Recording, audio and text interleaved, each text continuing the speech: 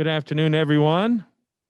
Welcome to this December 1st, 2020 meeting of the Rotary Club of Gainesville, originating here from the Wyndham Garden Hotel. Welcome to all of you here, as well as you watching online via Zoom. We welcome you to our meeting today. My name is Tom Collette, your Sergeant at Arms. For those of you watching this after the fact, we ask that you please register your participation by sending an email to us at info@rotarygainesville.org. That's rotarygainesville.org. It's info@rotarygainesville.org. We begin our meeting today, as we do, with song and Pledge of Allegiance. Today, led by, live here in person, please welcome Pete Enwall.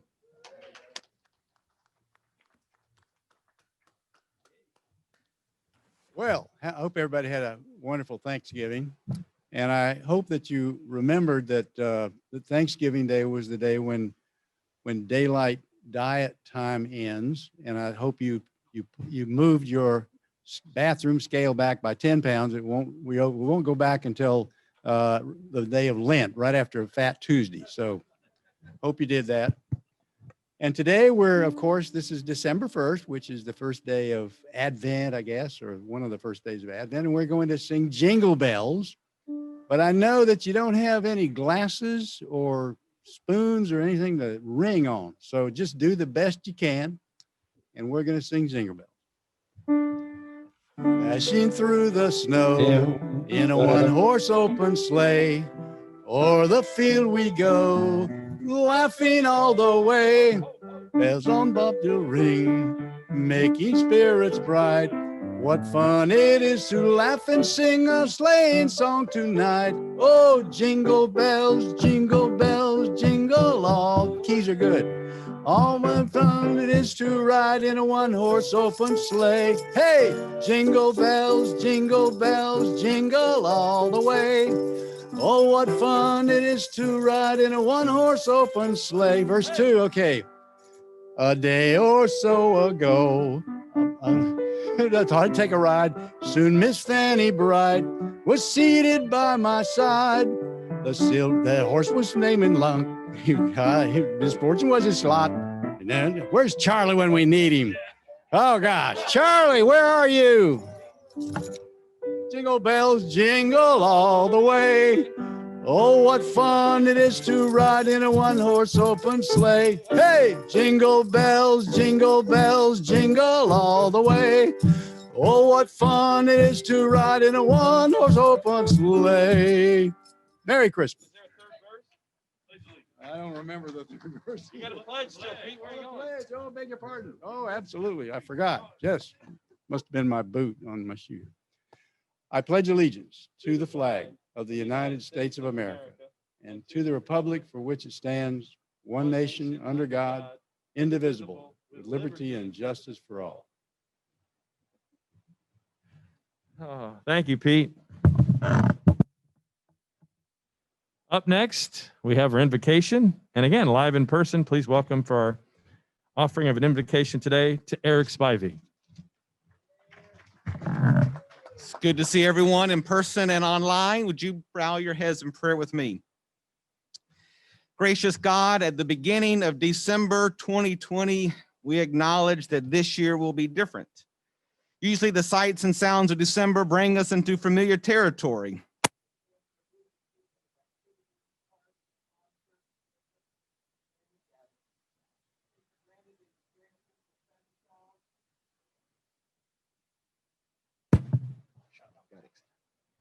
We take it granted the experiences of Santa Claus, of the Oaks, Christmas caroling, and to our friends and visits to nursing homes. But Lord, in this year will be different. While everything about 2020 with this wretched pandemic has been different, oh Lord, we pray in your grace that you will make this difference into something good for us. May we discover this year in 2020 new ways to experience you. Help us to remember the faith.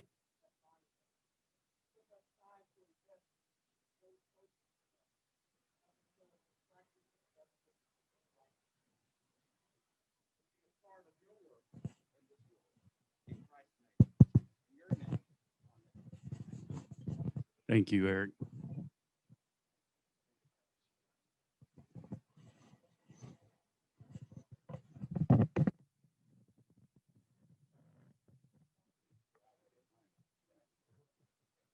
I guess everyone took a seat already. Didn't need Simon Says.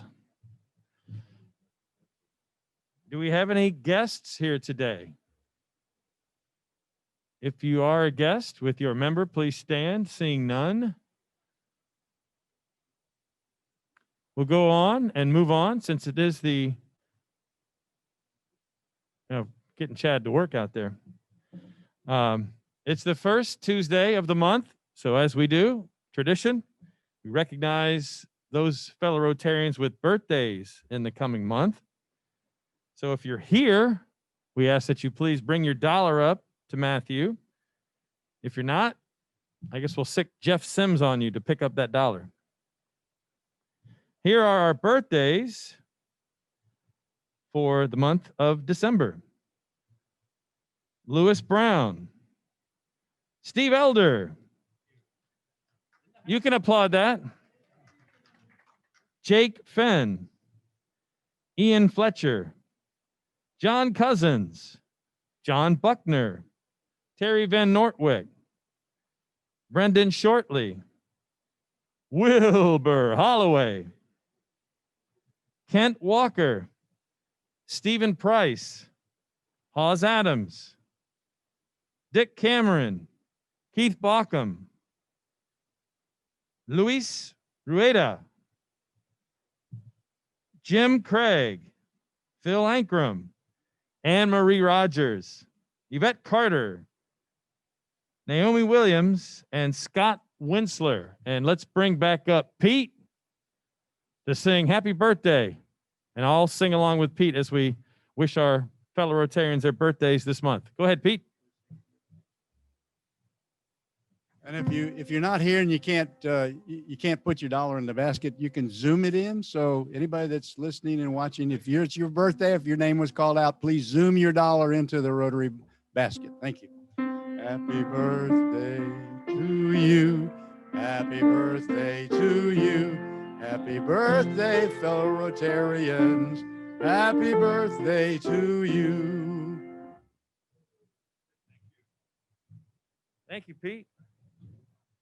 Thank you very much, Pete. And before we let him go take his seat, how about a nice hand for Gordon, who plays piano for us before each meeting and really keeps us fulfilled with that joy of music. We do have some Rotarian announcements today. Our first will be from David Gracie. David, you ready? Come on up. Come on, Jason, Chad, cheer for David.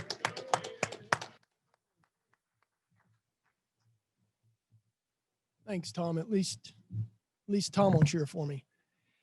Folks, we are getting close to our 2020 holiday luncheon. In fact, this morning, Wesley and I met Joe Floyd, our executive secretary, over there, and we just kind of checked out the tech setup, the PA stuff, the kind of audio video stuff. So we're going to make sure that everyone at home joining us via Zoom, you'll be participating. We're working on a program to try to make it holiday interesting for you, but really it's going to be great for folks that attend live. We've got some nice holiday food planned, got some nice holiday entertainment, and really the most important thing is we're going to have some fantastic Rotary fellowship. That's what I'm really looking forward to. So Cade Museum is going to be a great spot for us, and I look forward to seeing everyone. Please, again, check your email if you haven't responded to that survey. That's really important so that we can properly plan for it. Thanks, folks.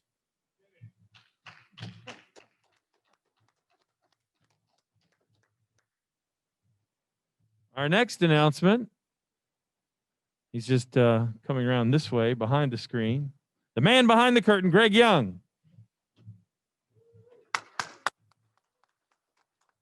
Thank you, Tom. Speaking of surveys, I will resend a survey for people to put down potential nominees for the board of the Rotary Club of Gainesville. So be looking out for an email from Greg Young, secretary, that's me, related to potential board member nominees for our board of directors. So keep an eye out for that too. Thank you so much.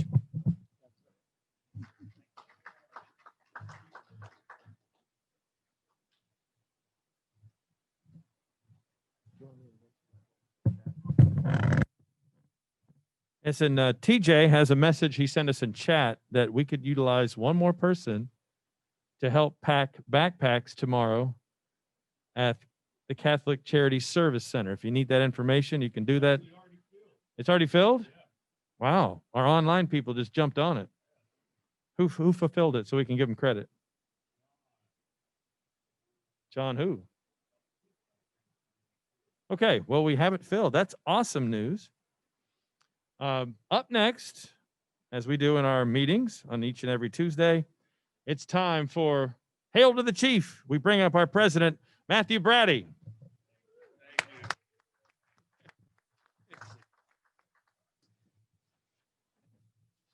Tuesday or Wacky Wednesday. It just seems, I hope everybody had a great Thanksgiving, but I feel like everybody's like on a turkey hangover or something. So no offense, love seeing each and every one of you, but I kind of resemble the remark of it just seems odd today. So, but we're blessed to be here, blessed to have all of you zooming in. Pete, the money thing is they're going to PayPal money in, not Zoom money in. So that's what we'll do, PayPal. Venmo, you prefer that? So one of those. Yeah, we'll take that too. Anyways, I do hope each and every one of you had a great Thanksgiving. Probably different, but hopefully, as talked about last week, had an opportunity to just count the blessings that we do have and be thankful for that. Speaking of being thankful, I'm very thankful for the continued great loyal service of Sarah. Even though not out here and among us in this environment, but she's been dedicated in every week since we've been back. Baskets out in front of you for her and the team putting the meals together. If you can, please put in a donation here this holiday time of the year for her and the other team. It's limited, and if you're zoomed in and you want to participate, please let me know. We can figure out a way to get that donation in. If we'll have it out again next week and available that you can come in person and do so. Send it, or if you're a regular attendee and not here today, you'll have that opportunity. So please take advantage of that. Not this Saturday, but next Saturday, December 12th. Couple big shouts. Thank you, Helen Gilstroms, for saving me and realizing had not made any preparation for bell ringing for Salvation Army in that tradition of Rotary. And so she was able to secure December 12th, 11 to 7 at the Millhopper, same spot. New member Guy has volunteered to help coordinate and supervise as well as Helen. And so thank you, sir. And we have coming out this afternoon, you'll have a link for some remaining spots that you can click and reserve. If you're not comfortable with that, contact me or Guy or Helen. But, I'll send that out so you'll get the email, and we've got some more spots. So we'll be December 12th from 11 to 7, 1 hour spots, bell ringing tradition, Millhopper Publix, and hope you can take advantage of that if you so desire. With that said, I don't have anything else. We have our very own Dr. Colin Burrows, who is going to be via Zoom introducing today's speaker. And at this time, I'll ask Joe and his team if they'll hand it over to Dr. Burrows. Okay, I hope everybody can hear me. It gives me a pleasure, fellow Rotarians, good afternoon, to introduce our fellow Brit and vet, Dr. Paul Gibbs. Paul qualified from the University of Bristol a couple of years before I did, so that makes him my senior, but he's had a long and distinguished career in research in infectious diseases. He worked for 10 years at the Purbright Institute in the United Kingdom, primarily on foot and mouth disease, but other serious diseases. And in 1979, he came to the new vet school here in Gainesville, University of Florida, and was on the faculty there until his recent retirement. He and I were colleagues at UF for 1980 onwards when I joined. So it's my pleasure again to introduce Paul and to turn the screen over to him. Paul, welcome. Well, thanks very much, Colin. Can you all hear me at the moment? Thumbs up sign, perhaps, that you can hear me, someone? Okay, that's great. Now, I've got to first of all say that I really appreciate the jingle bells at the beginning, because it is nice to have a little bit of humor and good cheer at this time of the year in view of the COVID crisis. So now I'm going to try and do that act of pulling the rabbit out of the hat. So I'm now going to share my screen with you, and we'll go into a PowerPoint. Unfortunately, I can't see you at the moment, which is the other real issue that is annoying me. But I will carry on as if I'm sitting in the dark here, and I apologize once again that it hasn't quite worked as I wanted it to. So we're at the moment really in the dark days of COVID, but the great news from BioNTech and Pfizer, that their phase 3 clinical trials went very well, is essentially a major game changer. And I like this quote that came out of The Economist recently, that deliverance, which is in a way what we're all expecting at the moment, when it arrives, will come in a small glass vial. And I want to jump down then to this, the end of this quote, that it will be hard not to wonder how something so small, in other words, a vaccine, can solve a problem so large. And I think that's a message that all of us need to take to heart. And I take it to heart particularly because I've been involved in vaccine development now for the best part probably of 50 years. And the vaccine that's in this particular syringe that we all hope we're going to get shortly injected into us is really a marvel of molecular technology. The messenger RNA vaccines that are now coming to the fore are new technology, but very, very powerful technology. Yet the whole history of vaccination really goes back to the cowsheds of 1796, believe it or not, in England. And of course, that's the story of cowpox. Well, the take-home message for us, for those of us who might have to leave before we get to the end of this presentation, is that vaccines are really very powerful. And we've been using vaccines now since 1796. Long before, in fact, we knew anything about bacteria or viruses. And the power of vaccines are such, not only can we, in fact, prevent disease, but we can, in fact, go through and even eradicate disease. So the take-home message is as follows, that several pandemic diseases have been eradicated or are currently controlled by vaccination. Vaccination will transform, there's no question about it, will transform the fight against the COVID-19 pandemic. And while I acknowledge that the clinical disease is very complex, and we have to take our hats off and admire the fortitude and the resolve of the people at the moment who are in the front line treating patients with COVID-19, the epidemiology, on the other hand, of the virus is relatively simple. So in other words, the transmission routes, we have a pretty good idea about. And conceptually, therefore, COVID-19 can actually be globally eradicated through vaccination. But of course, the big question is, does modern society really have the resolve? And until we can answer that question, unfortunately, we're going to be faced with COVID-19 present somewhere around the globe. So the outline of the presentation is essentially, I'll talk a little bit about emerging diseases and how we've had a spate of them recently, the principles underlying the eradication, and then we'll talk about progress with a few diseases, smallpox, rinderpest. In fact, those two are both eradicated now. And then we'll talk about polio. Polio very much is being eradicated with the help of Rotary. And then we'll talk a little bit about measles, and then through to COVID-19 vaccines and constraints on reaching that herd immunity.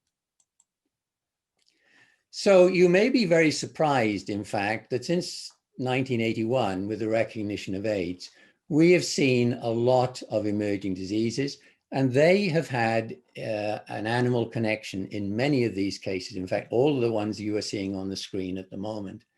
And I can say that initially Colin thought I would like to talk on the animal connection. But I thought in view of the impact of COVID and the prospect of vaccines, that it would be more interesting to talk about vaccines at this particular time.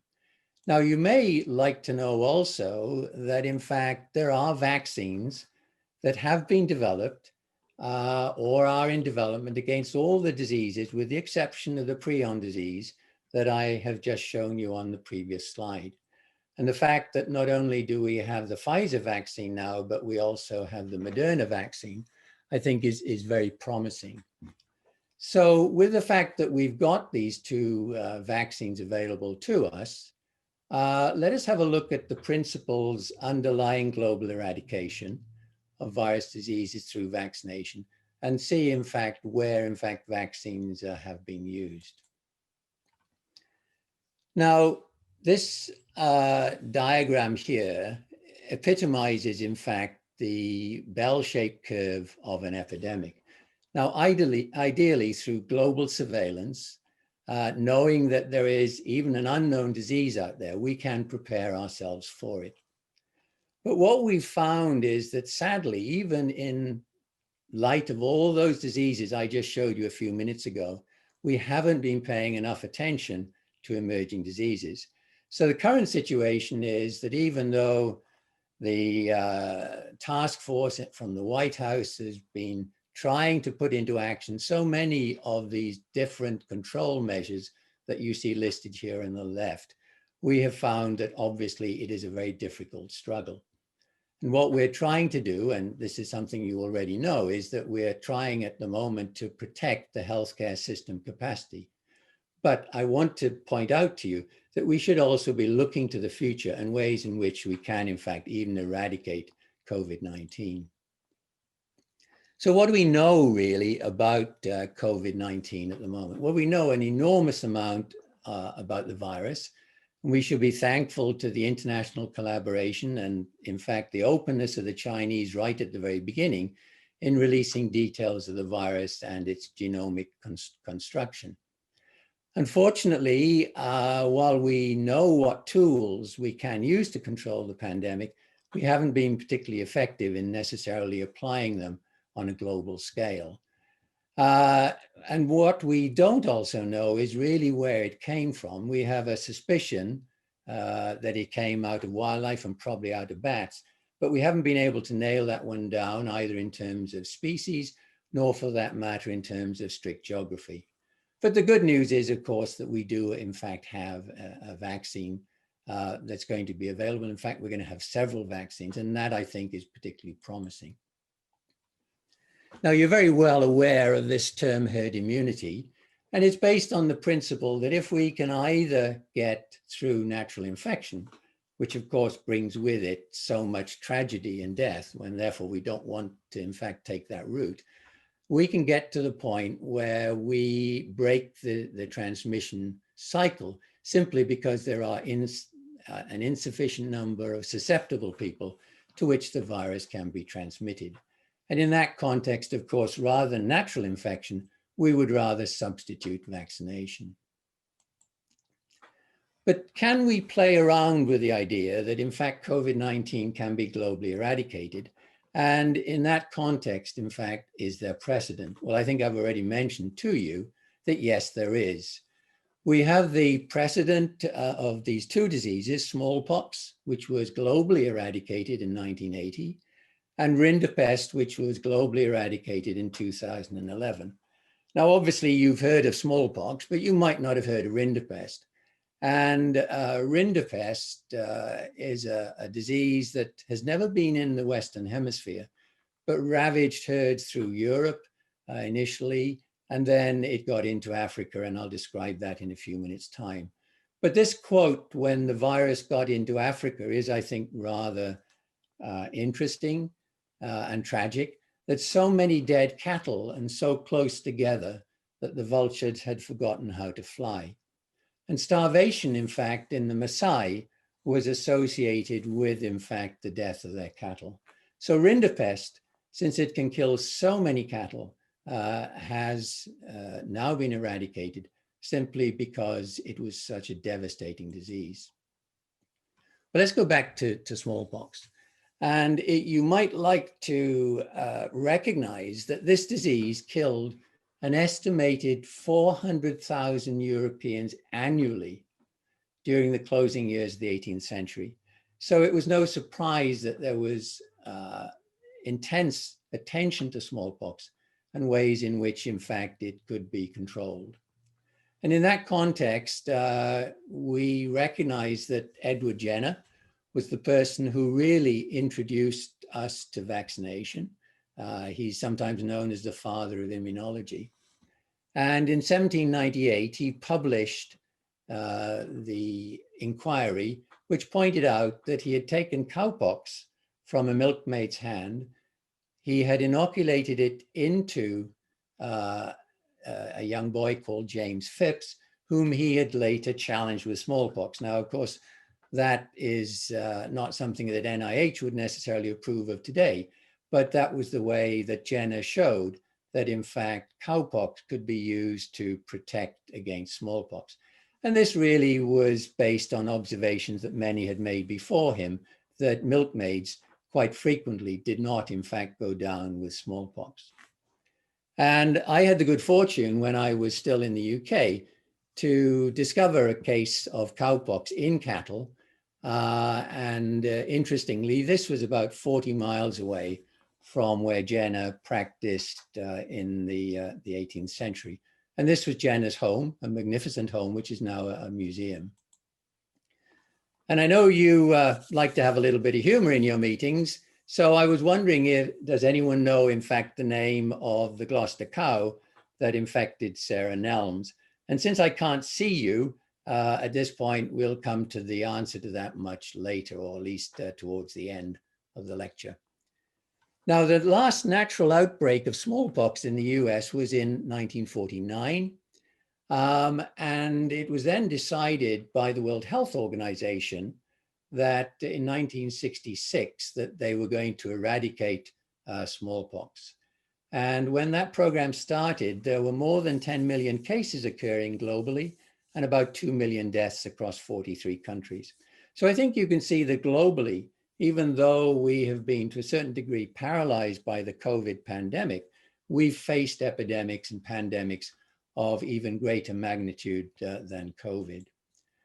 And through a simple policy of using the vaccine, very much unchanged from what Jenner had developed, the last case of smallpox was then seen in Africa, in Somalia, in 1977.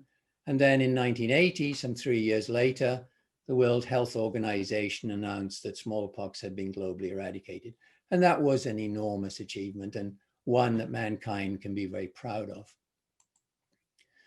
When it comes to rinderpest, actually provides a good example of how vaccines were used very early on in a very empirical way. And Robert Koch, who is very well known as a physician who really discovered the principle of infectious disease and microbes, was involved in this when the disease spread rapidly through Africa, decimating animal populations and also, interestingly, decimating wildlife populations. And it was a vaccine that subsequently was developed from this interest of controlling rinderpest. Once again, it was produced this time in Kenya. And using that vaccine, it was subsequently possible to eradicate disease, not only from Africa, but then also through the United Nations, the Food and Agricultural Organization, with the help of UNICEF and other organizations. The disease was eradicated such that the last case occurred in 2001. And the fact that I'd worked with cowpox brought me into contact with these two architects of the eradication of smallpox, D.A. Henderson and Frank Fenner. And I've been very fortunate to be involved now in the production of the book on rinderpest. And these are two massive tomes that definitely put you to sleep at nighttime if you have any problem sleeping. And the one on rinderpest is due out fairly shortly. So now let's talk very briefly about polio and measles. And I don't know whether Ken Burns is in the audience today, but Ken can talk with great authority on these two diseases. This table, we won't have time to go through it, points out to you that there are characteristics of all these different diseases that really allow the diseases to be controlled by vaccination. But of course, the most important one always is a high level of public concern. Many of you in the audience may in fact remember the days when polio was hitting in the US in the 1950s. And it was Jonas Salk and Albert Sabin who developed vaccines that ultimately were able to control this disease. And now polio is restricted to the areas of Pakistan and Afghanistan. And in August of this year, the African region was officially declared as free of polio. Measles is a disease that a lot of us may have had in our period when we were growing up. And we were hoping that measles, because it's a virus, in fact, very closely related to rinderpest, we were hoping that this virus would be eradicated by the year 2020. That's not turned out to be the case. And we've had measles outbreaks, particularly in 2019, that have in fact set back the global control of measles. So now let's move quickly on to COVID-19. And first of all, show you the complexity and the different types of today's vaccines available to us. And of course, we always have to balance off safety against efficacy. And you're very well aware of this through the various clinical trials that have been conducted recently on COVID-19. The vaccines for smallpox, rinderpest, and measles are in fact live attenuated vaccines. And for polio, we've both got live vaccines and inactivated vaccines. And we meaning the big global picture of vaccinologists, we are looking at vaccines that are both attenuated and inactivated. But the two vaccines that we are looking at with the most promise at the moment are both messenger RNA vaccines, which are basically cutting edge technology. There are no vaccines that hitherto have ever been licensed using this technology. And then there are other vector vaccines, such as the Oxford University vaccine, and then the Russian Sputnik vaccine, which are based on adenovirus vectors. All very complicated technology. And you can see from this slide that there are many, many different vaccines being produced around the world. And if you wish, you can follow the tracker on the New York Times, and also there are other sources of following the technology. But obviously vaccines in the bottle do not protect. It's only when vaccination actually occurs and the needle goes in your arm that in fact we are in a position to control the disease. And we have to remember that vaccination should always be used in conjunction with all the techniques that we've been using to control the virus up to this point. You're very well aware of these. I don't need to go through this, but the Swiss cheese model is one way that we can look at it. But vaccination ultimately is the sort of holy grail that we always look for. And unquestionably, the logistics, particularly of the Pfizer vaccine, are going to present us major problems. But at the same time, the US particularly is well known for its ability to handle logistics. And I'm pretty confident that we can overcome those problems. But the biggest problem that we probably face is that the World Health Organization has recognized that vaccine hesitancy is probably one of the biggest problems that we face in reaching this herd immunity, both in terms of the United States and then also in terms of globally. And it's not new. This, in fact, was a case after Jenner introduced vaccination. And you can see here from the cartoon at the time that people were fearful that they would honestly grow or turn into cows, which was obviously rather farcical. But vaccine hesitancy and the anti-vax movement here in the United States is something that we certainly need to be aware of. So is this just a forlorn hope that we can eradicate COVID-19, let's say within the next 5 years? I think that probably it's going to be very, very difficult, but we need to set a goal. They set goals to eradicate smallpox. that were time-stamped. And we did the same thing with rinderpest.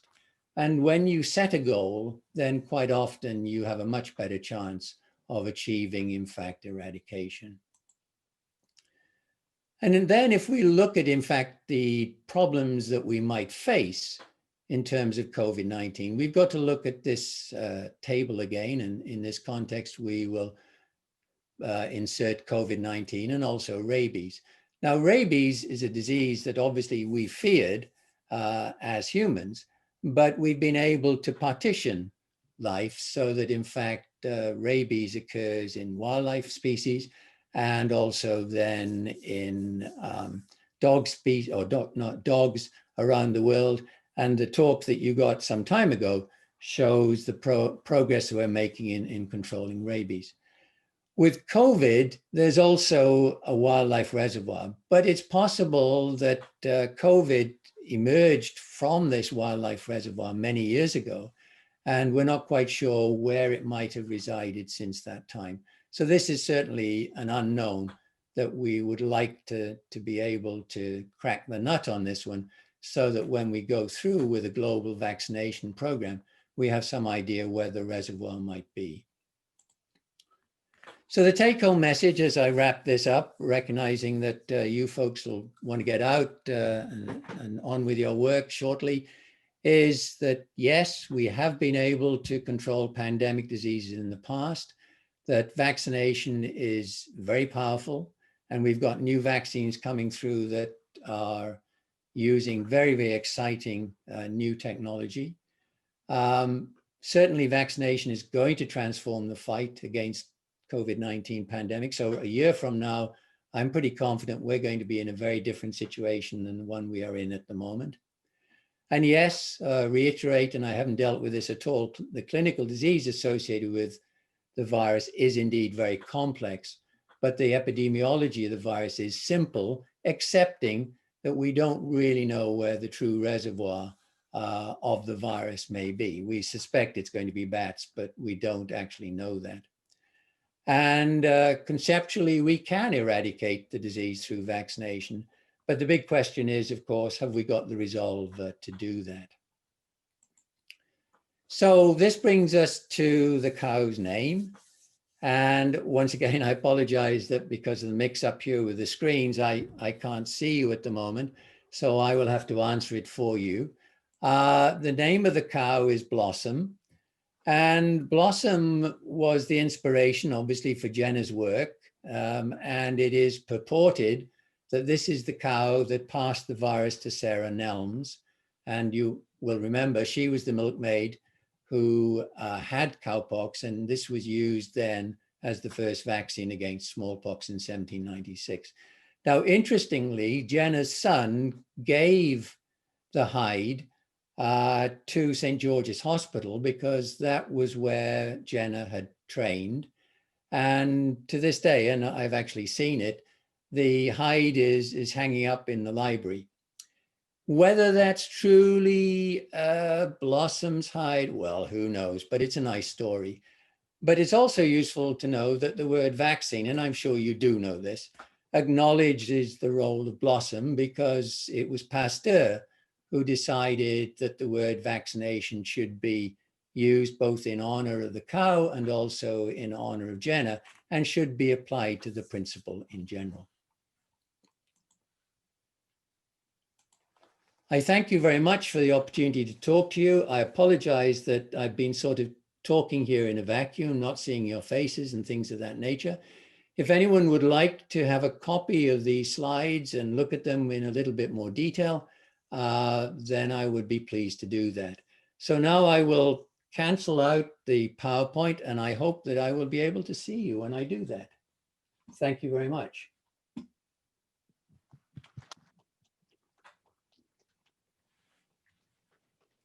And Dr. Gibbs, we do have some questions from folks Be online. delighted to answer those.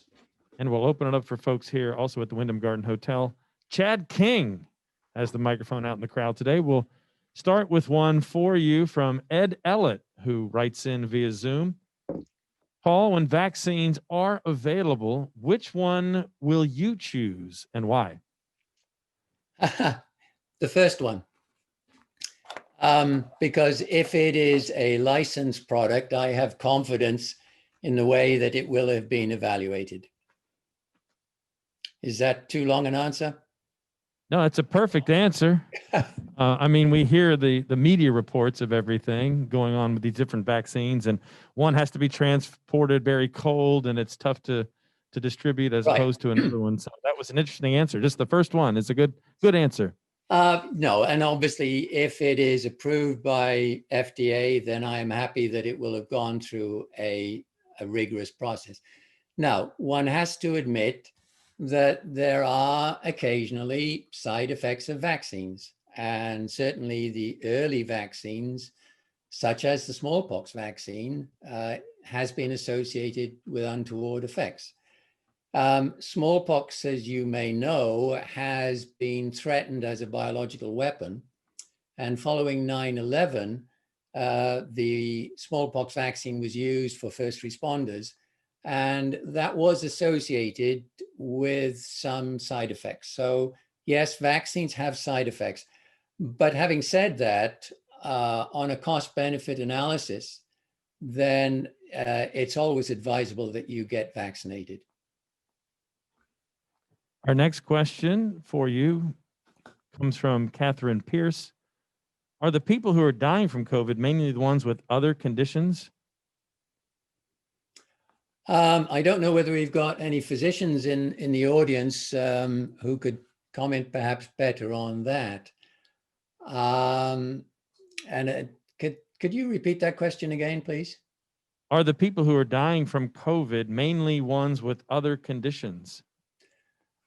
Well, I'm not a physician, I'm a veterinarian. But having said that, one of the complexities of the clinical disease is, in fact, the causation of disease by, in fact, the immunological response. And that's, as you may have heard, is sometimes associated with a cytokine storm. We don't truly understand what promotes the cytokine storm. We know that there are other diseases that are caused by coronaviruses, some of them veterinary diseases. By that, I mean in animals, particularly those in cats, that are associated with a somewhat similar immunologically mediated disease. I think that COVID cases where you're seeing fatalities is quite often associated not only with pulmonary disease, but also because this virus is attacking essentially the cells throughout the body associated, in fact, with a particular type of receptor called the ACE2 receptor. And that means that in many cases, the tissues that are in fact being attacked by the virus are in fact associated then with hemorrhage. And that's a feature that has been noted, particularly with COVID-19. So it's not just a pulmonary disease, it's a systemic disease. And that's what's causing the death. Yeah, Dr. Gibbs, we hear this in the medical delivery world in the age of COVID, that other diseases and other things that need to be treated are not being treated with the same regularity. What about in the vaccination world? Has all the work on COVID slowed down efforts for other vaccinations for other diseases that need to be addressed? I wouldn't have thought so. In fact, I would say that the reports that have come through from both Moderna and also Pfizer BioNTech are going to encourage a lot of vaccine work. And remember that in many cases, we're talking about platforms. So in the case of the adenovirus vaccine, that's the one that's coming out of the UK, but also Johnson & Johnson over here is using that type of vector system using adenoviruses. These are platforms, and a bit like putting, all of you are old enough to remember cassette recorders, where you put in a cassette into a radio and it will, a tape recorder, and it will play. In many cases, what we're doing with these vector systems is simply inserting a different cassette for a different virus. So the backbone, as we call it, of the vector system can be applicable then to other diseases. And it's the same with messenger RNA. Once you've got, in fact, the genomic structure that is coding for the immunogenic protein, then you can very quickly manufacture this type of vaccine. So I would say, in fact, the opposite, that we're going to be seeing that more diseases will be controlled in the future because of the focus of vaccination on COVID-19. Jay Norquist has this question that kind of ties into part of your answer. Why are the vaccines being developed groundbreaking with that respect to RNA delivery? And how can we be assured that it is safe? Well, the great advantage of the messenger RNA vaccines is that you don't have to grow up the virus, and therefore you can very quickly produce vaccines. You can produce the product to then evaluate, let's put it that way. Once you have got that product, of course, you then have to go through clinical trials. And the great difference with COVID vaccines as opposed to earlier vaccines is that they had sufficient hope, the manufacturers had sufficient hope and expectation that these vaccines would work, that they were prepared to produce the vaccine and store it in bulk even before the clinical trials had been completed. And that's unusual. Normally, the vaccine is produced in bulk only when all the clinical trials have been completed. A question from Toby Monaco for you, Dr. Gibbs. Mm-hmm. Is there a segment of our population, if vaccinated first, which would be more effective in promoting herd immunity? Well, that question isn't actually accurate because we produce herd immunity. Well, yeah, I'm just thinking this one through. So you're then going to say, well, should you vaccinate those people who are most active in society and disregarding the other forms of disease control, if you follow what I'm saying? So that would mean that you would argue that you have to identify a segment of society that is being rebellious, as they are the people who are most likely to spread it. I don't think that's the approach that we should do, we should follow. We should protect, obviously, the first responders, first of all, which is, I think, what is happening. And then we work our way through that cascade then through the most vulnerable. And that would mean the immunocompromised individuals, first of all. And secondly, you would then move towards the older age groups where concomitant disease can, in fact, be important, because that can be, comorbidities can lead to greater mortality rates. We have time for one more question. Okay. It comes from Jenny Van Hart. When vaccines are given, light versions of the disease is sometimes suffered. What is the risk of that happening for COVID or any other vaccine for any other disease? I'm sorry, I didn't quite understand that question. Can you repeat it? Yeah, when vaccines are given, when they're administered, Yeah. oftentimes light versions of the disease are sometimes suffered. What is the risk of that happening with this vaccine for COVID? What do you mean by like diseases? I don't quite... I'm not a doctor either. I guess I've Jenny? heard people when they're given the flu shot, they sometimes have symptoms of the flu and they get sick. Okay. I guess that's the line of questioning from Jenny. Right. None of these vaccines currently being evaluated are vaccines that are likely to create a mild form of the disease. In other words, we're not using attenuated viruses to control COVID-19. At least there are none at the moment that are at the point of licensing. So the reactions that we would see to vaccination would be the reaction that you would get initially from the injection site. So you'd get mild erythema, redness of the skin, perhaps a little bit of pain. And sometimes you might perhaps, as is in fact has been experienced, I understand, with both the Pfizer vaccine and perhaps the Moderna as well, you will get some degree of fatigue, but there is no replication of the virus. The virus is not replicating within the person that's been vaccinated.